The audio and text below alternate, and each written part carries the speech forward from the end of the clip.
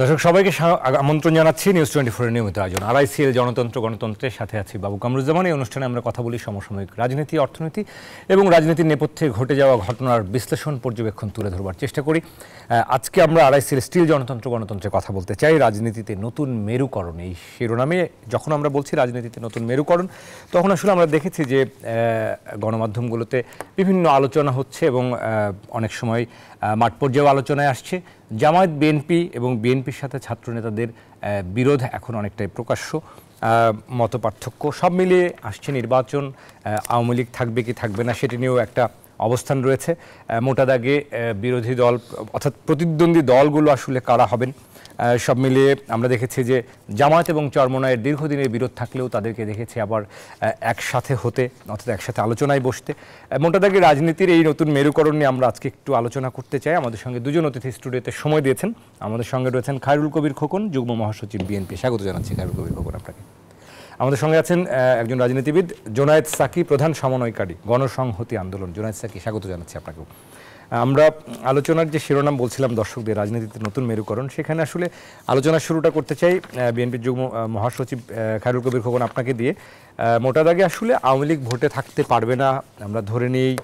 নির্বাচনের যদি বিএনপির প্রতিদ্বন্দ্বীর কথা বলি, প্রতিদ্বন্দ্বীর যে বলয় আসলে গড়ার চেষ্টা, সেখানে একসময়ের মিত্র জামাত ইসলাম এবার আমরা দেখতে পাচ্ছি যে তারা নিজেরাও, ইসলামী দলগুলো নিজেরাও আসলে একটা শক্তিশালী অবস্থান তৈরি করবার চেষ্টা করছেন।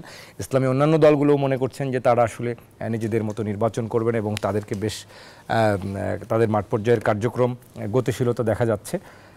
সব মিলিয়ে আসলে মনে করেন কিনা ভোট এবং জোটের যে বিষয়টি আমরা আগেও দেখেছি, এবারের রাজনীতিতে একটু এটা একটা ভিন্ন পরিস্থিতি, যেহেতু আওয়ামী লীগের অনুপস্থিতি আমরা দেখছি, একটা নতুন মেরুকরণ আদৌ হতে যাচ্ছে বলে মনে করেন কিনা? হ্যাঁ, ধন্যবাদ আজকের এই আপনাদের এই অনুষ্ঠানে আমাকে আমন্ত্রণ করার জন্যে। আমার সম্মানিত আলোচক জোনায়েদ সাকি, সম্মানিত দর্শক শ্রোতা, তো এই বিষয়টা এখন মানে প্রাসঙ্গিক। গত 5ই আগস্ট ঐতিহাসিক ছাত্র গণ অভ্যুত্থানের মধ্য দিয়ে এই দীর্ঘ 16 বছরের পরিণতি হলো এই ফ্যাসিস্ট স্বৈরাচার দানবীয় মাফিয়া সরকারের। তো এর পরবর্তীতে মানুষের যে প্রত্যাশার এবং আশা আকাঙ্ক্ষার হিসাবে যে জনগণের যে মানে যে বিষয়টি আমরা লক্ষ্য করেছি যে দীর্ঘদিন তারা বঞ্চিত হয়েছে, অবহেলিত হয়েছে। দেশের একটি গণতান্ত্রিক লেবাসে একটি ভয়ঙ্কর ভয়াবহ স্বৈরশাসন ছিল, একটি ফ্যাসিস্ট সরকারের চূড়ান্ত রূপ আমরা দেখেছি। কীভাবে মানে মানুষকে হত্যা করেছে, নির্যাতন করেছে, অত্যাচার, নিপীড়ন, নির্যাতন, গুম, খুন, হামলা, মামলা, লুটপাট, সর্বশেষ যে একটা ফ্রি স্টাইলে একটা মানে দেশের সমস্ত সম্পদ লুটপাট বলতে গেলে বিদেশে পাচার করেছে। এই অবস্থা থেকে মানুষ একটু পরিত্রাণ পেয়ে এই যে বর্তমানের যে আন্তর্জাতিক খ্যাতিসম্পন্ন ডক্টর মোহাম্মদ ইউনূস, তিনি চিফ অ্যাডভাইজারের দায়িত্বে আসার পরে মানুষের যে আস্থার জায়গাটা, যে বিশ্বাসের জায়গাটা, যে ওনার প্রতি মানুষের যে ভালোবাসা, আস্থা জায়গাটা সমস্ত রাজনৈতিক দলের দলমত নির্বিশেষে সবাই যে এই অন্তর্বর্তীকালীন সরকারের অধীনে আমরা নিরাপদ, আমরা একটি মুক্ত স্বাধীন দেশ পেয়েছি, একটি গণতান্ত্রিক পরিবেশ পেয়েছি। এখন আর মত প্রকাশের স্বাধীনতা আছে, তারপরে আইনের শাসন বিচার বিভাগের স্বাধীনতা, ন্যায় বিচার, মানবাধিকার, সব কিছুই এখন মানে মানুষের মানে আশা প্রত্যাশার জায়গা তৈরি হয়েছিল। কিন্তু এটাকে আমাদের এই সরকারের যে প্রত্যাশা ছিল একটা নির্বাচন, একটি ভালো নির্বাচন, একটি অবাধ, সুষ্ঠু, গ্রহণযোগ্য নির্বাচন, জনগণের মালিকানা জনগণের কাছে ফিরিয়ে দেওয়া আর জন্য যে কাজগুলি যে করার কথা ছিল 5 মাস পেরিয়ে গেল। কিন্তু এই সরকারের যে ধীর গতি এবং যে সম্মুখ গতিতে এগুচ্ছে এবং সেটার ব্যাপারে মানে কিছুটা আমাদের রাজনীতিতে যে মানে মেরুকরণ আগেও ছিল, যে মেরুকরণ নাই তো তা বলবো না। অতীতে আমরা দেখেছি, আমরা মেরুকরণ করেছি, তখন পতিত স্বৈরাচারও আরও 14 দল নিয়ে তারা ইয়ে করেছিল, মানে সরকার গঠন করেছিল। তার আমরা অতীতে করেছিলাম এবং আমরা যে দীর্ঘ 16 বছর আমরা আন্দোলন করেছি, সেই আন্দোলনের সাথেও আমাদের সাথে যে মানে যে দলগুলো ছিল, যে ফেসিবাদ বিরোধী আন্দোলনে যারা রাজপথে ছিল, এবং তাদের সাথে আমাদের একটা ঐক্য হয়েছে, রাজপথের ঐক্য। এবং আগামী দিনে আমরা বলেছি যে আমাদের দল থেকে বলেছে, দলের নীতি নির্ধারণী ফোরাম থেকে বলেছে, এবং আমাদের অ্যাক্টিং চেয়ারম্যান তারেক রহমান বলেছেন যে আমাদের যে আগামী দিনে যদি আমরা রাষ্ট্র পরিচালনার দায়িত্ব জনগণে আমাদের হাতে দেয়, তাহলে আমরা এককভাবে আমরা রাষ্ট্র গঠন করব না, আমরা একটি মানে আমাদের বিরোধী দলকে নিয়ে একটা জাতীয় সরকার আমরা গঠন করব, এবং যারা আন্দোলন সংগ্রামে সক্রিয়ভাবে ফেসিবাদ বিরোধী আন্দোলন করেছে তাদেরকে নিয়ে আমরা সরকার গঠন করব। আমরা সেখানে কিন্তু এককভাবে করার আমরা প্রত্যয় ব্যক্ত আমরা করিনি। তো সেখানে আমাদের ধরেন এই যারা করেছিল তাদের সাথে ধরেন এখন যেহেতু দৃশ্যমান আওয়ামী লীগ আজকে এখন মানে আমরা দেখছি না, তারা গাপটি মেরে আছে বা পালিয়ে গিয়েছে, বা তারা এখন তাদের বিরুদ্ধে দেশের জনগণ, রাজনৈতিক দল মানে সবাই এই দলটি তাদের নীতি নৈতিকতা বা তারা মানবতা বিরোধী অপরাধ করার জন্য, তারা গণহত্যা করার জন্য জনগণ আর তাদেরকে আর রাজনীতিতে দৃশ্যমান আর দেখতে চায় না, বা তারা নির্বাচন আসবে সেটাও চায় না। কিন্তু এখন তাদের বর্তমানে অপোজিশন কারা হবে, কারা আগামী দিনের এই ক্ষমতা যাওয়া বা নির্বাচনে যে জোটের বিষয়টা পৃথিবীর সব দেশে রয়েছে, সেখানে নতুন করে মেরুকরণ হবে, এটি স্বাভাবিক। সেই মেরুকরণের রাজনীতিতে কৌশলের খেলা হবে। আমার রাজনীতির, আমার আদর্শ, আমার রাজনীতি, আমার ভিন্ন, আবার আমাদের যারা অন্য সব ইসলামী দলগুলো রয়েছে, বাম দলগুলো, তারা রয়েছেন। আমাদের এখানে আমার জুনায়েদ সাকি আছেন, উনিও আমাদের আমরা দেখেন যে উনিও মানে বাম দলের সাথে সম্পৃক্ত, তাদের সাথে অনেক দল রয়েছে। তো তাদের সাথেও তারাও আন্দোলন করেছেন, সক্রিয়ভাবে রাজপথে করেছেন, তারা জেলে গিয়েছেন, মার খেয়েছেন, মামলা খেয়েছেন, তারা অনেক নির্যাতিত হয়েছেন। এবং সেই বিবেচনায় আমরা চাচ্ছি যে এই একটি সুন্দর একটি মানে আমাদের এই আগামী দিনের নির্বাচনটা, যে নির্বাচনটা যে অবাধ, সুষ্ঠু, গ্রহণযোগ্য এবং ইনক্লুসিভ এবং হয়, অংশগ্রহণমূলক হয়, এবং সেই নির্বাচনটাকে সামনে রেখেই আমাদের এই ধরনের যে আলোচনা চলছে। আমরা জানি যে আমাদের দলের মহাসচিব তিনিও কিন্তু ইসলামী দলগুলোর সাথে কথা বলেছেন, এবং আমাদের এই জামায়াত ইসলামের আমিরের সাথে কথা বলেছেন। তারপরে আপনারা দেখেছেন যে হেফাজতের সাথে নেতার সাথে কথা বলেছেন, এবং অন্যদের কথা বলবেন। যে আমরা যেহেতু আমরা জাতীয় ঐক্য চাই এবং সবার সাথে সমঝদার ভিত্তিতে যার যার রাজনীতি আমরা করব, কিন্তু আমরা চাচ্ছি একটা সুন্দর অনুকূল পরিবেশ, যে অনুকূল পরিবেশের মধ্যে কোনো দ্বন্দ্ব সংঘাত হানানি হবে না। আমাদের নির্বাচনটা দ্রুত একটি সবাই চাচ্ছেন। আমরা দেখেছি যে নির্বাচন কমিশনও তো বলছেন যে নির্বাচনের অবাধ সুষ্ঠু নির্বাচনের ক্ষেত্রে তারাও প্রস্তুত আছেন। তো সেই নির্বাচনটা বললেন যে এই আগামী কিছুদিনের মধ্যে, মানে ডিসেম্বরের 6 মাসের মধ্যে, ডিসেম্বরের মধ্যে দেওয়া যেতে পারে। সেই নির্বাচনটা কিভাবে হবে? সেই নির্বাচনটা আমার কথা হলো যে নির্বাচনের একটি রোডম্যাপ তো ঘোষণা করতে হবে, নির্বাচনের দিন ক্ষণ ঘোষণা করতে হবে। যে দিনক্ষণকে ক্ষেপণ করার কারণে মানে সেটা একটু প্রলম্বিত হওয়ার কারণে একটু জনমনের সন্দেহ তৈরি হচ্ছে। যত বেশি প্রলম্বিত হবে তত বেশি ষড়যন্ত্র মাথাচাড়া দিয়ে উঠবে, এবার অস্থিতিশীল পরিস্থিতি তৈরি করার সুযোগ পাবে। আমরা বিভিন্ন জায়গায় দেখছি যে বিভিন্ন ঘটনা ইতিমধ্যে সংঘটিত হচ্ছে, সেটা আমাদের জন্য শুভ লক্ষণ নয়। তৃতীয় শক্তি, অপশক্তি মানে পতিত ফেসিবাদ যেন আবার রাজনীতিতে তারা অনেক অবৈধ অর্থ রয়েছে, এবং তাদের অনেক পতিত স্বৈরাচারের দোসর দালাল গাপটি মেরে বিভিন্ন জায়গায় রয়েছে, যে পেতার তারা দোসররা রয়েছে, তারাও বিভিন্নভাবে একটা অস্থিতিশীল পরিস্থিতি তৈরি করে দেশে তারা আবার একটু মানে আবার রাজনীতিতে অনুপ্রবেশ করার একটা সুযোগ নিচ্ছে। সেই আমাদের কোনো ভুলের কারণে যেন সুযোগটা তারা নিতে না পারে, সেই জন্য আমাদেরকে অনেক কিছু জাতীয় ইস্যুতে, আমাদের ইলেকশন ইস্যুতে এবং এই অন্তর্বর্তীকালীন সরকারকে আমাদের সাথে তাদের সমঝোতার ভিত্তিতেই, আমি মনে করি আমরা প্রতিপক্ষ না। এই অন্তর্বর্তীকালীন সরকার আমাদেরই সরকার, আমাদের আন্দোলন সংগ্রামের ফসল। তাই আমরা এই সরকারের সাথে আমরা মানে যে কোনো বিষয় নিয়ে রাজনৈতিক দলগুলির স্টেক হোল্ডার, তাদের সাথে আলোচনা করে যে কোনো বিষয়ের সিদ্ধান্ত নিলে অনেক মানে এই উদ্বুদ্ধ পরিস্থিতি অনেকটা ইয়ে হয়ে যাবে, মানে অনেকটা স্বাভাবিক অবস্থা ফিরে আসবে। ছাত্র দলের সাথেও মানে ছাত্র নেতাদের সাথে, বৈষম্যবিরোধী ছাত্র আন্দোলনের সাথে মানে ওই যে আমাদের অতি সম্প্রতি যে একটু মানে একটি যে উত্তপ্ত মানে ইয়ে হচ্ছে, পক্ষ বিপক্ষ আমাদের যে হাস হচ্ছে, এটা আমাদের জন্য মানে কাম্য নয়। রাষ্ট্র আসিফ নজরুল বলেছেন, আসিফ নজরুল কিন্তু বলেছেন যে বিএনপি ছাত্র নেতাদের সাথে বা আমাদের আমাদের ভুল বুঝাবুঝি কাম্য নয়। তিনি আসিফ নজরুল এই কথাটি বলেছেন। আমরা মনে করি যে তাদের সাথে আমাদের দূরত্ব হওয়ার কোনো যৌক্তিক কারণ নাই। তারা যে উদ্দেশ্যে লড়াই করেছেন, সংগ্রাম করেছেন, আমরা 16 বছর একই জন্য লড়াই সংগ্রাম করেছি। তাদের সাথে আমাদের দূরত্ব হওয়ার বা সরকারের সাথে দূরত্ব হওয়ার কোনো যৌক্তিক কারণ দেখি না। কিন্তু এটা কেউ যদি আবার তাদেরকে এই বিষয়টা দূরত্ব তৈরি করার চেষ্টা করা হচ্ছে, এটা একটা মনে করি যে একটি ষড়যন্ত্রের একটি অংশ, যে দূরত্ব তৈরি করা। আমরা দূরত্ব চাই না, আমরা চাই যে একটা সুন্দর অনুকূল পরিবেশের মধ্য দিয়ে আমাদের যে কাঙ্ক্ষিত যে আমাদের যে বিজয় হয়েছে, সেই চূড়ান্ত বিজয়, গণতন্ত্রের চূড়ান্ত বিজয়ের জন্য আমাদেরকে আগামী দিনে আরও ধৈর্য, সংযম এবং সহনশীলতার পরিচয় দিতে হবে। জি, নিশ্চয়ই, অনেক ধন্যবাদ। আমরা আপনার কাছে আসবো আবারও। খায়রুল কবির খোকন। আমরা জুনায়েদ সাকি রয়েছেন আমাদের সঙ্গে, প্রধান সমন্বয়কারী গণসংহতি আন্দোলন। জুনায়েদ সাকি, আপনার কাছে আমরা রাজনীতিতে নতুন মেরুকরণ নিয়ে কথা বলছি, কারণ আমরা দেখছি যে দীর্ঘদিন বিরোধ থাকলেও, যেহেতু আমরা চরমোনাই পীরের সাথে জামায়াত নেতার এই যে আদর্শিক বিরোধ থাকা সত্ত্বেও তাদের একটা সাক্ষাৎ, আবার আমরা দেখছি ইসলামী দলগুলোকে জামাত যেমন চেষ্টা করছে একটা জোটে টানবার, একইভাবে বিএনপিরও একটা ভাবনার জায়গা আছে তাদেরকে নেবার। আমরা দেখেছি যে মামুনুল হকের যে খেলাফত মজলিস এবং অন্য যে আরেকটি খেলাফত মজলিস আছে, সব মিলিয়ে জামাত ইসলামকে নিয়ে তাদের একটা জোট গঠনের একটা চেষ্টা এবং ইসলামী আন্দোলন। যদিও দুই নিবন্ধিত যে ধর্মভিত্তিক দল ইসলামী ঐক্যজোট এবং খেলাফত আন্দোলন, তারা কিন্তু ক্ষমতাচ্যুত আওয়ামী লীগের সঙ্গে ছিল, তাই দল দুটিকে জোটে রাখা হবে না, এরকম কথা আমরা শুনতে পাচ্ছি। সব মিলিয়ে আসলে আবার আরেকটি বিষয় আলোচনায় আসছে যে বিএনপি খুব দ্রুত একটু একেবারেই অল্প কিছু সংস্কার করে দ্রুত যেন নির্বাচন দিয়ে দেওয়া হয়।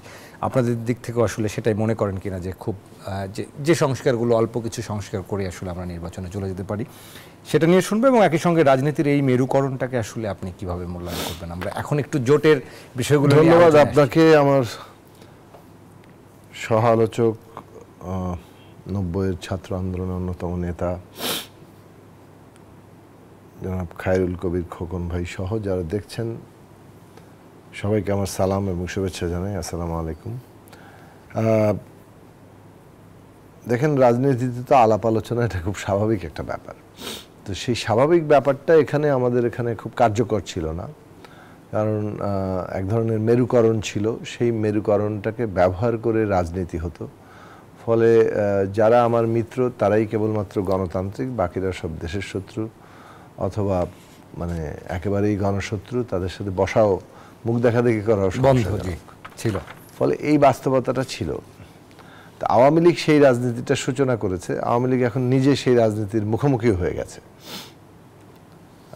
কারণ সে যা পরিণতি ঘটিয়েছে এই বিভাজনের রাজনীতি করতে করতে, যেভাবে মানুষ হত্যা করেছে, মানুষ হত্যা করে ক্ষমতা টিকিয়ে রাখতে চেয়েছে, নিজের দেশের মানুষকে, নিজের দেশের সন্তানদেরকে হত্যা করেছে, শিশু, নারী, বৃদ্ধ থেকে শুরু করে একেবারেই আমাদের এই ছাত্র, শ্রমিক, তরুণরা, তাদেরকে যে হত্যা করা হয়েছে, তার মধ্য দিয়ে একটা দল যখন ক্ষমতায় থাকতে চায় এবং এইরকম নির্বিচার হত্যাকাণ্ড, তখন ওই দলটার আসলে আর মানুষের মধ্যে একটা জায়গা থাকে না। সেই ধরনের একটা প্রত্যাখ্যানের মধ্যে কিন্তু এই আওয়ামী লীগ পড়েছে।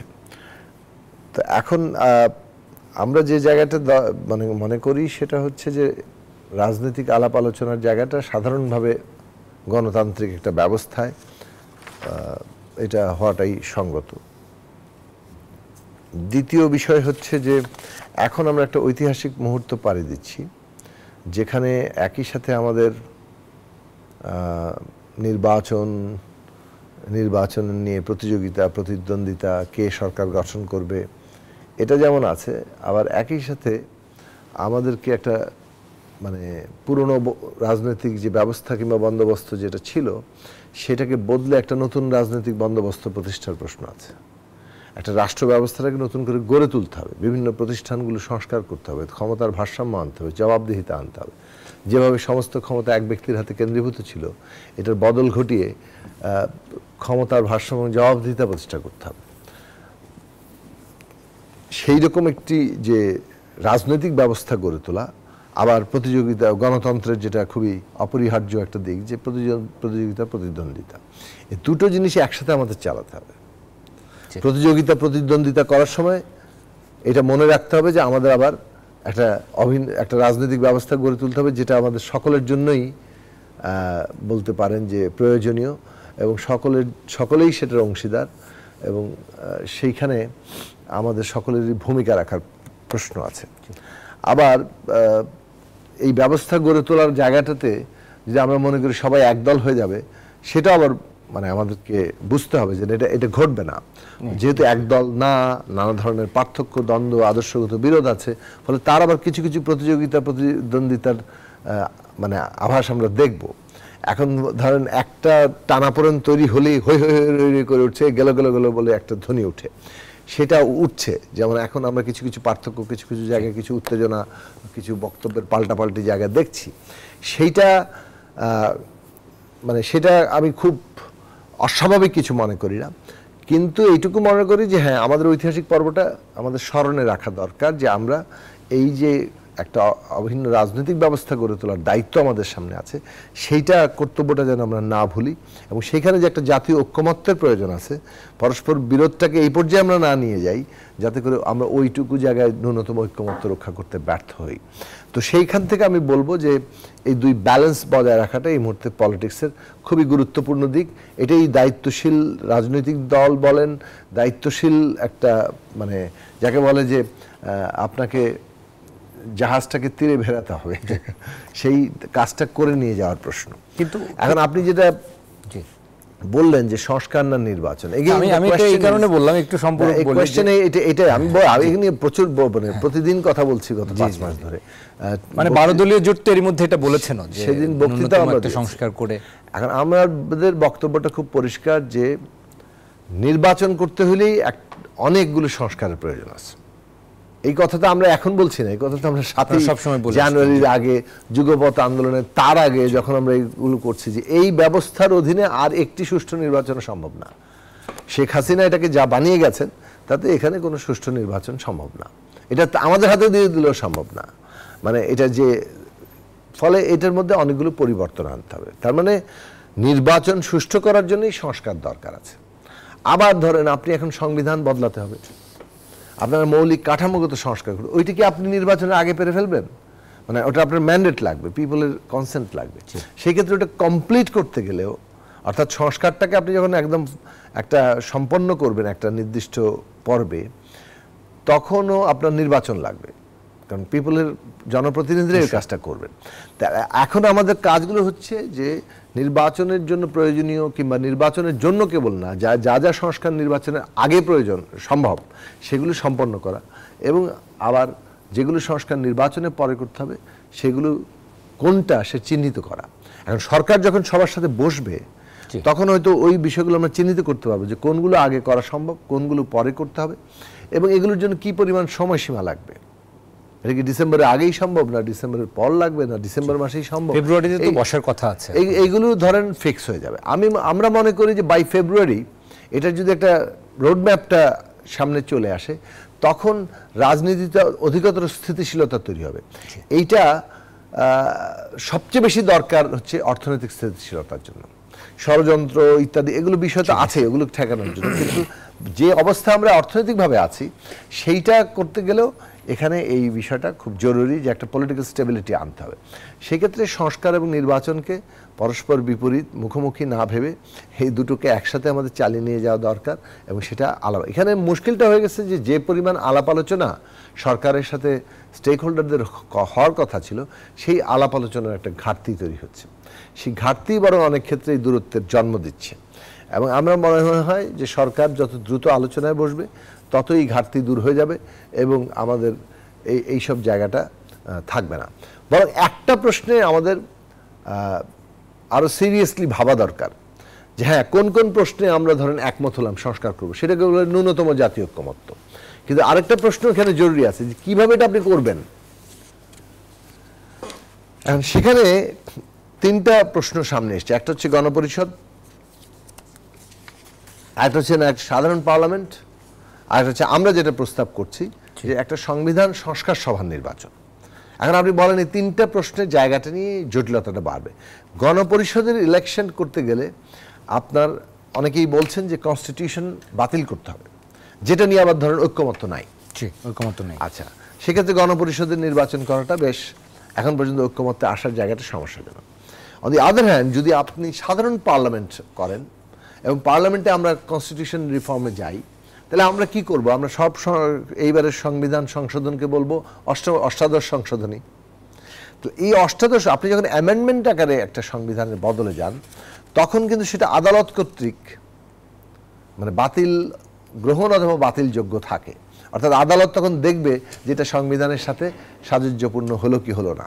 যেমন ত্রয়োদশ সংশোধনীকে আদালত রায় দিল যেটা সংবিধানের সাথে সংগতিপূর্ণ না, কাজে পঞ্চদশ সংশোধনী এসে ত্রয়োদশকে বাতিল করে দিয়েছে। আবার পঞ্চদশ সংশোধনীকে এখন আদালত বলেছে এটা কি বলে সংবিধানের সাথে সামঞ্জস্যপূর্ণ না, সেটাও আংশিকভাবে বাতিল হয়েছে। তাহলে এইরকমই যদি হয় যে আমরা যে এত বড় রক্ত, এত আত্মত্যাগ, এত কিছুর উপরে যে পরিবর্তনটা হবে, সেই পরিবর্তন যদি আদালত কর্তৃক বাতিলযোগ্য হয়, আজকে ধরেন ক্ষমতার পট পরিবর্তন যদি আবার একটা ঘটে, তাহলে পরিস্থিতি বদলে যেতে পারে। আমাদের জায়গাটা হচ্ছে যে না, এই যে সংস্কার, এটা পিপলের কনসেন্ট, তার ইচ্ছা এবং অভিপ্রায়ের প্রকাশ হিসেবে হতে হবে।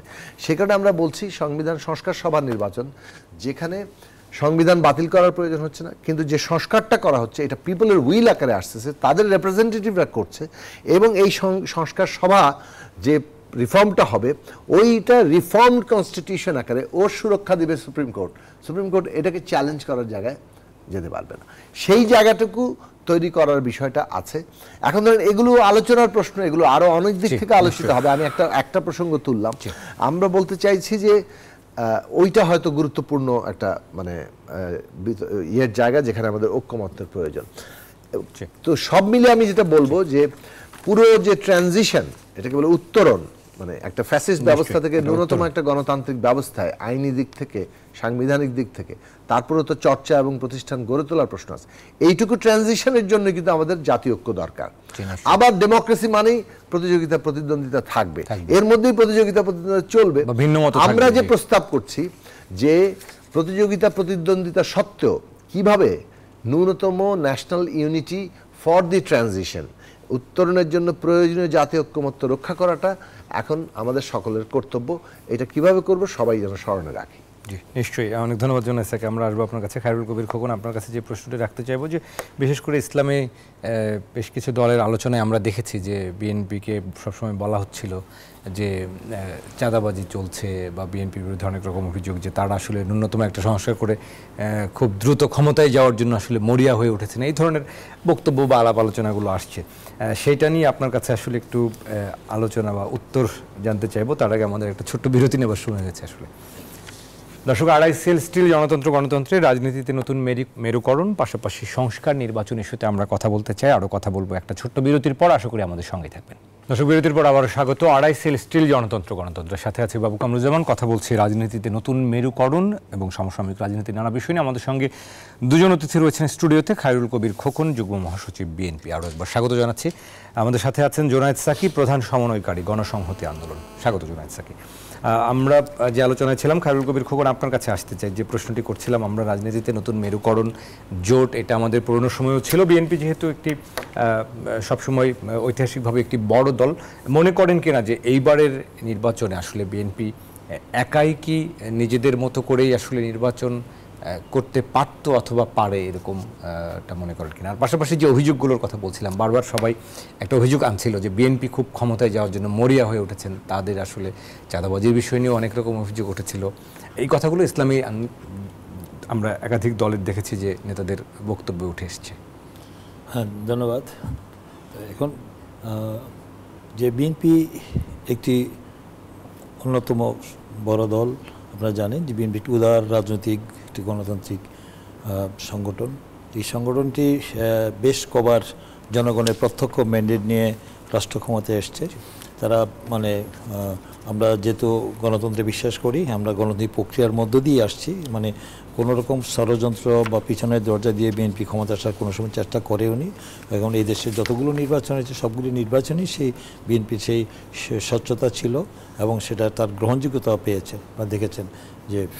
কিন্তু ওই আমরা এই একক বিএনপি সর্ববৃহৎ দল, এই দল হিসাবে আমরা এককভাবে ইলেকশন করার আমরা করতে পারতাম বা আমাদের করতে পারি, করার সেই অবস্থা আমাদের রয়েছে সারা বাংলাদেশে। আমাদের সারা বাংলাদেশে কিন্তু আমার তৃণমূল পর্যায়ের আমাদের সংগঠন অত্যন্ত শক্তিশালী এবং ব্যাপক জনপ্রিয়তা রয়েছে আমাদের।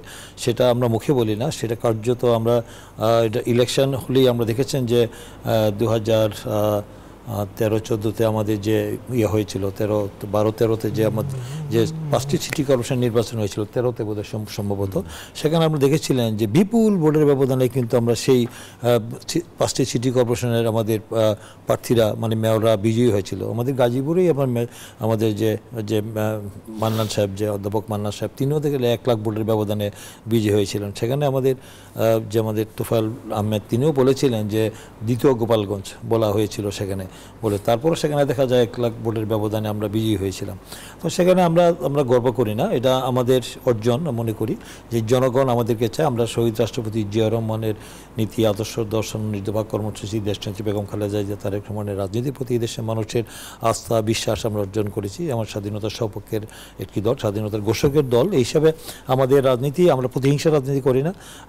আমরা যেহেতু আমরা গণতন্ত্রকে সমুন্নত রেখে আমরা আইনের শাসন, বিচার বিভাগের স্বাধীনতা, ন্যায় বিচার, মানবাধিকার এবং মত প্রকাশের স্বাধীনতাকে আমরা প্রাধান্য দিই, কারণ এই জন্যে জনগণের আস্থা রয়েছে। এবং আমাদের যে বলা হচ্ছে যে বিএনপি যে চাঁদাবাজির কথা বললেন, যে বিএনপির বিরুদ্ধে যে অভিযোগ, আমি যে কথাটি বলছি, ক্ষমতা তো মানুষ, আমরা রাজনীতি করছি, আমরা হিসেবে আমরা রাষ্ট্রীয় ক্ষমতায় যাওয়া বা দেশ পরিচালনার দায়িত্বের জন্যই তো এত স্ট্রাগল করছি। দীর্ঘদিন আমরা লড়াই সংগ্রাম করছি, 16 বছর যাবৎ লড়াই সংগ্রাম করছি। আমরা একটি ভোটের অধিকারের জন্য, গণতন্ত্রের জন্য, আইনের শাসন, বিচার বিভাগের স্বাধীনতা, ন্যায় বিচার, মানবাধিকারের জন্য সেখানে এই আন্দোলন করেছি। একটা অবাধ, সুষ্ঠু, গ্রহণযোগ্য, ইনক্লুসিভ একটি নির্দলীয় নিরপেক্ষ সরকারের অধীনে, একটি কেয়ারটেকার সরকারের অধীনে একটা নির্বাচনের জন্য, সেই কেয়ারটেকার সরকারের অধীনে নির্বাচনের যার ব্যবস্থা যদি হতো, যদি সে 15 অ্যামেন্ডমেন্ট করে যদি সেটাকে বাতিল করা না হতো, যে একটা সেটেল ইস্যুকে যদি তারা বাতিল না করতো, তারা জানে যে সরকারকে নিরপেক্ষ মনে করে না। এই সরকারকেও বলা হয়েছে যে প্রয়োজনে অন্তর্বর্তী সরকার প্রয়োজন হতে পারে নির্বাচনের জন্য। না, এই কথাটা বলা হয়েছে, আমরা বলা সমালোচনা করার অর্থ না যে এই সরকারকে আমরা আমাদের প্রতিপক্ষ বা এই সরকারের বিরুদ্ধে আমরা আন্দোলনের কথা আমরা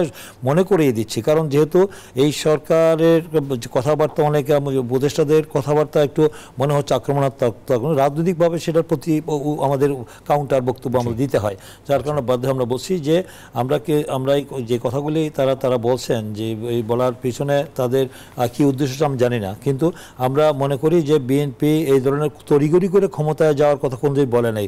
ওনারা দাঁড়িয়ে বলতো না যে আমরা জাতীয় সরকার করব। আমাদের 31 দফা রাষ্ট্র সংস্কারের যে রূপরেখা আমাদের দল থেকে আমার দেওয়া হয়েছে, একটি চেয়ারম্যান যে দিয়েছেন, আমরা কিন্তু সংস্কারের কথা যেটা আমাদের বলছেন জুনায়েদ সাকি ভাই বললেন, যে সেখানে আমরা কিন্তু 2016 সালে ঘোষণা করেছি, আমরা 2030 ভিশন ঘোষণা করেছি, তারপরে 2023-এ আমরা দিয়েছি 27 দফা, তারপরে 24-এ দিয়েছি আমরা 31 দফা রাষ্ট্র সংস্কারের। এগুলোর মধ্যে কিন্তু সমস্ত কিছুই বর্তমান যে আমাদের 11টি সংস্কার কমিশন গঠিত হয়েছে, 4টি ঘোষিত হয়েছে ইতিমধ্যে, তার মধ্যে কিন্তু অধিকাংশগুলি আমাদের এই বহু আগে দিয়েছি, আর এই সংস্কারগুলি দিয়েছি। কারণ সেই সংস্কারের মধ্যে আমরা অনেক কিছু হলো, জাতীয় সরকারের কথা বলে যাচ্ছে, রাষ্ট্রপতি এবং প্রধানমন্ত্রীর ভারসাম্যের কথা বলা আছে, এবং বিচার ব্যবস্থার সাথে আমাদের নির্বাহী বিভাগের ক্ষমতা ভারসাম্যের কথা বলা আছে, তারপর দ্বিকক্ষ বিশিষ্ট সংসদের কথা আমরা বলেছি, আমরা দেখেছেন যে সেখানে কিন্তু আমাদের এই বক্তব্যগুলি জনগণের কাছে কিন্তু আমরা তুলে ধরেছি, বুঝছেন। তো সেইগুলো বক্তব্যগুলো কিন্তু অধিক মোটা দেখে যেটা বলছি আর কি, সেখানে কিন্তু আমরা এই সংস্কারের কথা বলছি। আর এই যে ন্যূনতম সংস্কার, যেটা ন্যূনতম সংস্কারের ভিত্তিতে আমি মনে করি যে আমাদের যে এই সরকারের উচিত যে একটা রোডম্যাপ দেওয়া। এটা তো আমাদের, আমি রাজনৈতিক কর্মী হিসাবে আমি একটি অবাধ, সুষ্ঠু, গ্রহণযোগ্য, ইনক্লুসিভ নির্বাচন, এটাই স্বাভাবিক। এই চাওয়ার অর্থ যে তাই না যে আমি সরকার বিরোধিতা করছি, কিন্তু কেন করছি? কারণ আমি দেখতে পাচ্ছি আজকে যে সরকার পরিচালনা, অনির্বাচিত সরকার দীর্ঘদিন ক্ষমতা থাকলে যে সমস্যাগুলি তৈরি হয়, সেটা হলো যে আজকে ল অ্যান্ড অর্ডার সিচুয়েশন অবনতি হচ্ছে, দ্রব্যমূল্য নিয়ন্ত্রণের বাইরে চলে যাচ্ছে, এবং ট্রাফিক সিস্টেম ভেঙে পড়ছে, এবং অর্থনৈতিক অবস্থা গুছিয়ে আনতে পারছেন না। এবং আমাদের চিফ অ্যাডভাইজার দেশের বাইরে গিয়েছিলেন বিদেশি ইনভেস্ট করার জন্য, বিদেশিরাও বলেছেন যে নির্বাচিত সরকার ছাড়া তারা সে বিনিয়োগ ইনভেস্ট করবেন না, সেটাও আমরা দেখেছি। ভারতের আমরা কদিন আগে দেখলাম ভারতের সেনাপ্রধানও বলছেন নির্বাচিত সরকার আসলে অনেক পরিবেশ স্বাভাবিক হয়ে যাবে, তিনিও বলেছেন। তাই নির্বাচিত সরকার সারা দেশ পরিচালনা মনে করি যে এটা আমাদের এই সরকারের উচিত হবে যে এই সরকারের যে জনপ্রিয়তা থাকা অবস্থায় যে ন্যূনতম সংস্কার করে নির্বাচনটা দিয়ে দেওয়া, যতটুকু সময় লাগে। আমরা সুনির্দিষ্ট দিন তারিখ বলতে আমরা বলেছি যে এই বছরের শেষে আমাদের জুলাই অগাস্টের দিকে হতে পারে, 5ই অগাস্ট হতে পারে, ওই দিনটা স্মরণীয় করে রাখার জন্য আমরা বলেছি 6 মাস লাগতে পারে, তারপরে 6 মাসের জায়গায় আলোচনার প্রেক্ষিতে কম বেশি হতে পারে, কারণ একটি ইনক্লুসিভ ক্রেডিবল ইলেকশন করতে গেলে বেশি সময় লাগে, কিন্তু তাহলে অর্থনৈতিক সংকট তৈরি হবে, রাজনৈতিক সংকট তৈরি হবে, ষড়যন্ত্র করার সুযোগ আসবে। এই জন্য নির্বাচন করাটাও এটার অর্থই না যে আমরা নিয়ে চাচ্ছি, বুঝছেন, আমরা ক্ষমতায় যাওয়ার জন্য। আমরা বলছি ক্ষমতার কথা আমরা বলি না, আমরা রাষ্ট্র পরিচালনার দায়িত্ব যদি জনগণ আমাদেরকে অর্পণ করে অবাধ সুষ্ঠু, তাহলে আমরা বলছি না। সেটার জন্য মনে করার কোনো কারণ নাই যে এই সরকার আমরা প্রতিপক্ষ, এই সরকারের বিরুদ্ধে আমরা কথা বলছি। এই সরকার আমাদের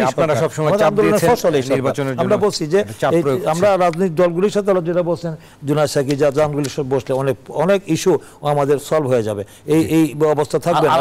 অভিযোগগুলি করছে এক মিনিট বলে দেব, যে অভিযোগগুলো করা হচ্ছে যে বিএনপির বিরুদ্ধে চাঁদাবাজির অভিযোগ বা যে কথাগুলো বলা হচ্ছে, এটা আমার মনে হয় যে একটি পরিকল্পিতভাবে একটি ষড়যন্ত্রের একটি অংশ হিসাবে, কারণ কিছু কিছু বিচ্ছিন্ন ঘটনা ঘটেছে বলবো না, কারণ বিএনপি যে মানে সন্ত্রাস করে না, মানে আমরা যে প্রতিহিংসা রাজনীতি করি না, এটা বলেছে 10 লাখ লোক মারা যাবে বলেছিল, একটি লোক কি বিএনপির হাতে মারা গিয়েছে এই পরিবর্তে 5ই আগস্টের পরে? হয়নি, কারণ আমরা কোনো চাঁদাবাজি, আমরা কোনো সন্ত্রাস, আমরা কোনো রকম নৈরাজ্য অবস্থা আমাদের দলের থেকে যারা করে তাদের বিরুদ্ধে ইতিমধ্যে আমাদের একটি চেয়ারম্যান দল থেকে ব্যবস্থা নিয়েছে, 2-1টা বিচ্ছিন্ন ঘটনা ঘটেছে।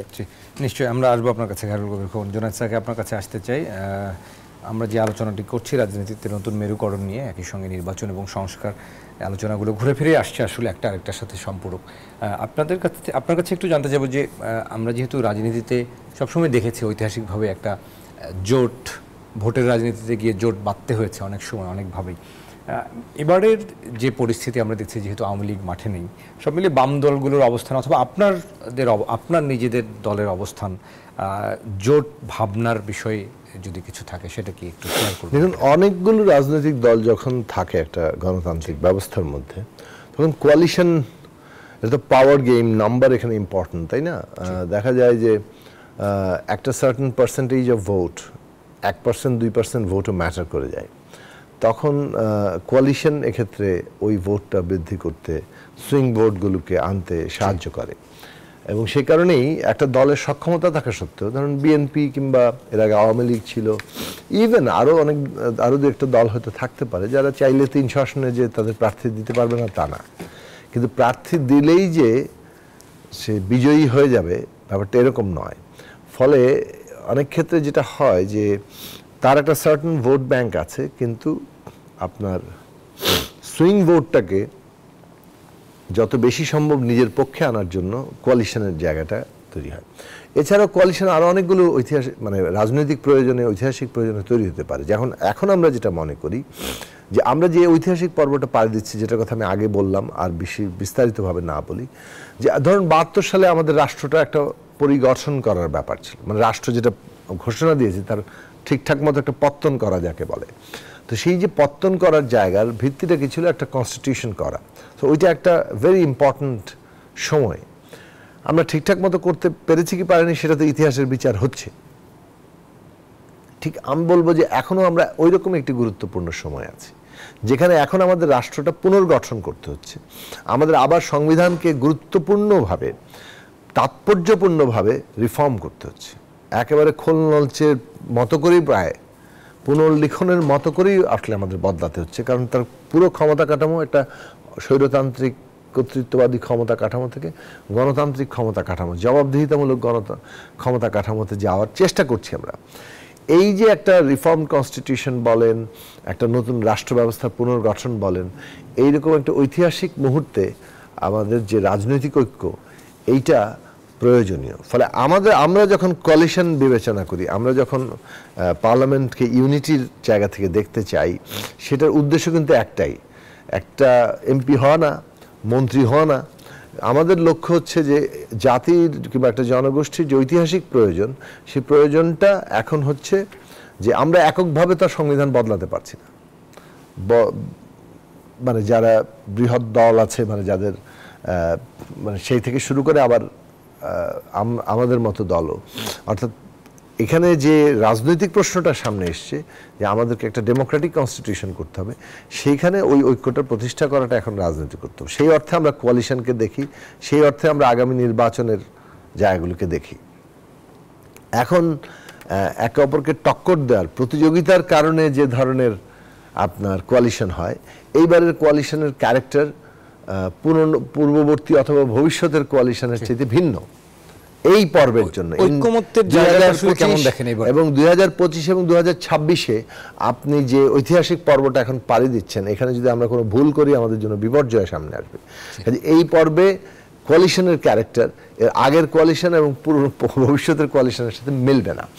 সেই জায়গাটা থেকে আমি বলতে চাই যে কোয়ালিশন বিষয়ে এখন শুধুমাত্র এটা খালি হিসেব নিকেশ না, কার কয়টা সিট বাড়লো কমলো সেটারও বিষয় না, কে কয়টা মন্ত্রী পাইলো এটারও হিসেব নিকেশ না। হিসেব নিকেশটা একটা দেশ পুনর্গঠনের প্রশ্নে এখন সেইখানে কতটা ঐক্য স্থাপন করা যাচ্ছে, এটা হলো একটা বিষয়। দুটো বিষয় হচ্ছে যে এই সরকারের নিরপেক্ষতা, আপনি যেটা ওনাকে প্রশ্ন করেছেন।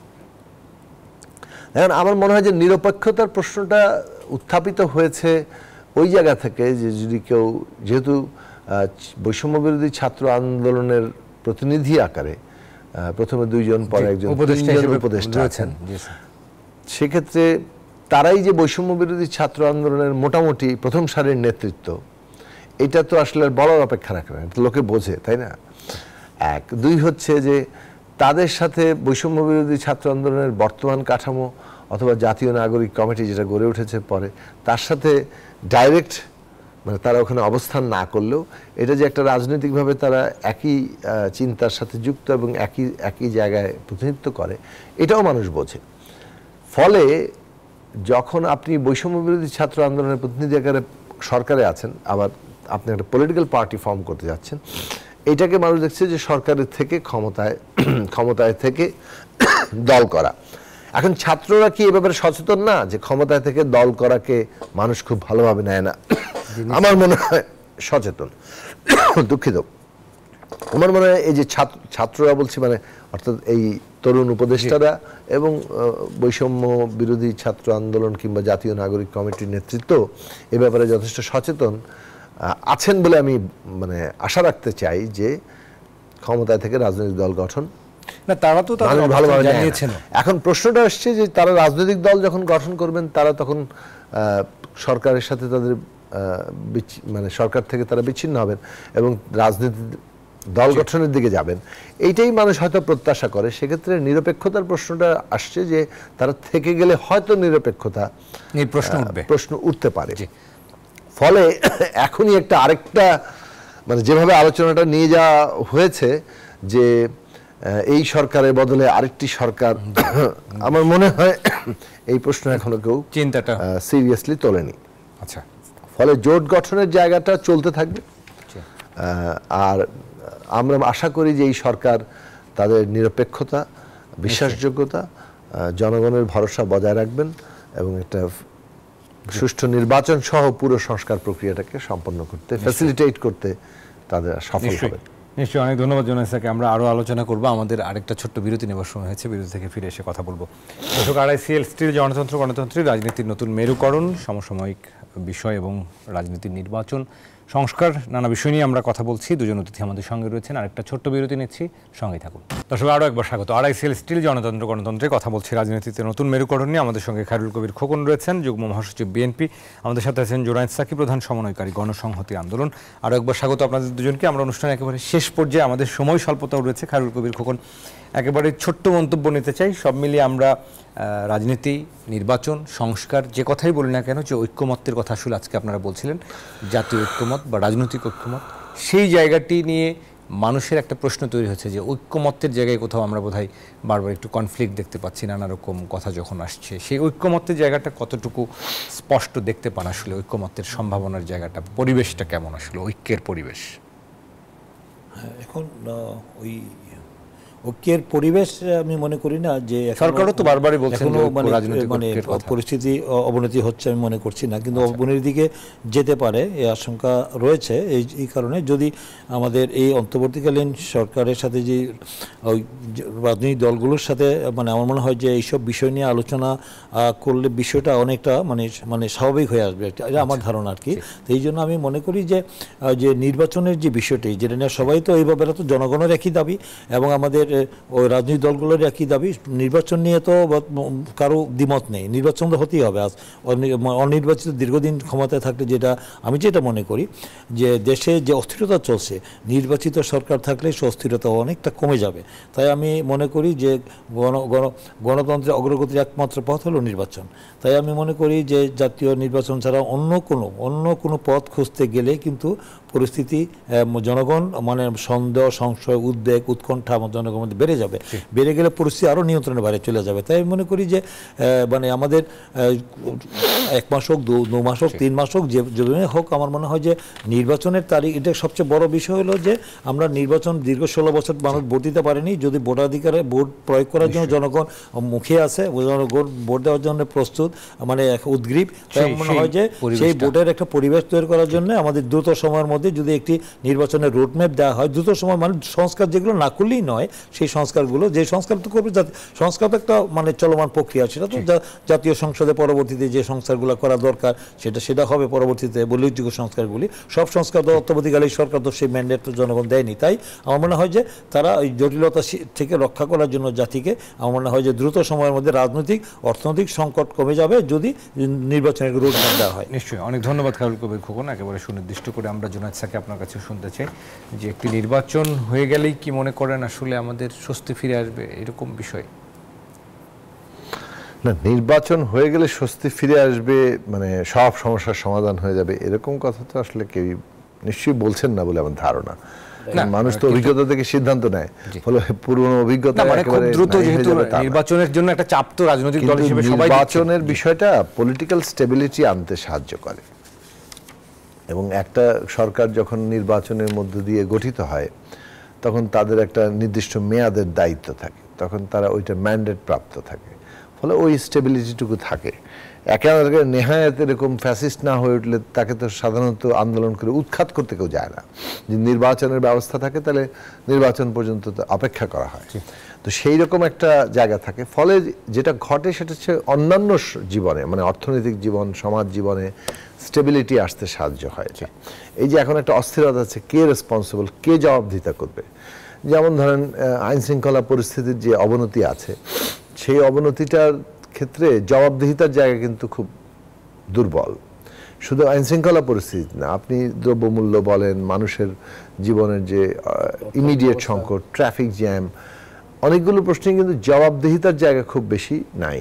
আবার এই সরকারকে যখন কোষে আমরা জবাবদিহিতা চাইতে যাব, তখন আবার মনে হচ্ছে আচ্ছা এই সরকার তো আমাদের প্রতিপক্ষ না, মানে এদের লোকবল কম, এরা তো আমাদের সমর্থনই আছে, ফলে কার কাছে কিভাবে চাইবো, তো সেদিকটা একটা ব্যাপার আছে।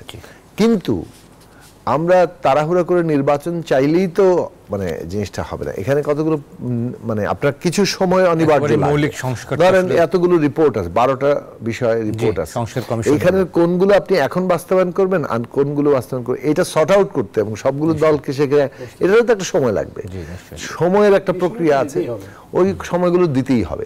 মোটার আগে যে ফ্রেমওয়ার্ক ঠিক হয়েছে, প্রধান উপদেষ্টা যা বলেছেন সেটার ক্ষেত্রে আমার মনে হয় আলাপ আলোচনা করলে একটা টাইম বেরিয়ে আসবে। তো সেটা বেরিয়ে আসাটা দরকার, নট দ্যাট যে আগামীকালকে কেউ আপনার নির্বাচন চাইছে। তো সুতরাং এইটা ওয়েল, রাজনীতিতে একটা উত্তাপ থাকা দরকার, সম্ভবত এগুলো সেই উত্তাপ সরবরাহ করছে, সেটা করুক গিয়ে। আমরা চিন্তিত হচ্ছে মোটামুটি ভাবে যে ট্রানজিশনটাতে আমাদের এখন যেতে হবে, মানে একটা ঐতিহাসিক কর্তব্য, নতুন একটা বন্দোবস্ত প্রতিষ্ঠা, সেইটা যাতে কোনো দিকে ডিরেকশন না হারায়। নিশ্চয়ই আমরাও সেটি আশা করি যে একটা নতুন যে আকাঙ্ক্ষা তৈরি হচ্ছে, সেই আকাঙ্ক্ষার বাংলাদেশ, বৈষম্যহীন বাংলাদেশ, সেটি হোক এবং রাজনৈতিক দলগুলো একটা জবাবদিহিতার মধ্যে আসুক, তারাও আগামী দিনে দায়িত্বশীল হয়ে উঠুক। এটাই আমাদেরকে আসলে শেখাচ্ছে এই সমকালীন সময়ে। আমরা খায়রুল কবির খোকন এবং জুনায়েদ স্যারকে দুজনকে ধন্যবাদ জানাই আজকের এই আলোচনায় সময় দেওয়ার জন্য। ধন্যবাদ। দর্শক, আমরাও আশা করব যে আজকের এই আলোচনায় আমরা যে কথাগুলো আসলে ঘুরে ফিরে আসছিল যে একটা ঐক্যের জায়গা এবং আগামী দিনে যথাসময় একটা নির্বাচন এবং পরিবর্তন, সেই পরিবর্তনটা যেন ইতিবাচক হয়, সেই প্রত্যাশায় আজকের RICL জনতন্ত্র গণতন্ত্র আমরা শেষ করছি। সবাই ভালো থাকুন, আগামীকাল আবারও দেখা হবে নতুন অতিথি নিয়ে। সবাইকে শুভরাত্রি।